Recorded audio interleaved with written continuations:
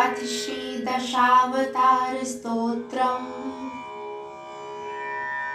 प्रलयापयो धीजले धीतवानसि वेदम् विहितवहित्र चरित्रं खेदम् केशवधृत मीनशरीर जय जगदीशु हरे। क्षितिरतिविपुलतरे तव तिष्ठति पृष्ठे धरणी धरणकीर्ण चक्रगरिष्ठे केशवधृत काच्छपरूप जय जगदीशु हरे। वसति दशन शिखरे धरणी तव लग्ना शशिनी कलंक कलेवनिमग्ना केशवधृत शूकररूप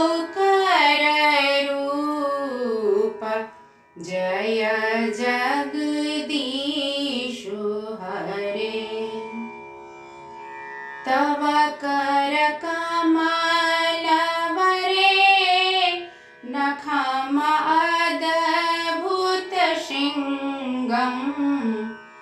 दलितहिरण्यकशिपुतनुभृङ्गम् केशवधृत नरहरिरूप जय जगदीशु हरे। छलयसि विक्रमणे बलिमद्भुतवामन् पदनखनीरज नीतजनपावन् केशवधृत वामनरूप जय जगदीशु हरे। क्षत्रियरुधिरमये जगदयपगतपापम् स्नपयसि पयसि शमितभवतापम् केशवधृत भृगुपतिरूप जय जगदीशु हरे। वितरसि दिक्षु रणे दिक्पति कमनीयम् दशमुखमाली बलिंग्रमणीयम् केशवधृत रामशरीर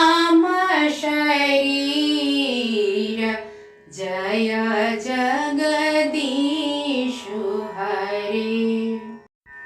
वहसि वपुषि विशदे वसनं जलदाभम् हलहति भीति मिलित यमुनाभम् केशवधृत हलधररूप जय जगदीशु हरे। निन्दसि यज्ञ विधेरः श्रुतिजातम् सदय हृदय दर्शित पशुघातम् केशवधृत बुद्ध शरीर जय जय जगदीशु हरे। मलेच्छ निवाह निधने कलयसि करवालम् धूमकेतुमिव किमपि करालम् केशवधृत कल्किशरीर जय जगदीशु हरे। श्री जयदेव कबीर इदम् उदितम् उदारम् शृणु सुखदं शुभदं भवसारम् केशवधृत दशविधरूप जय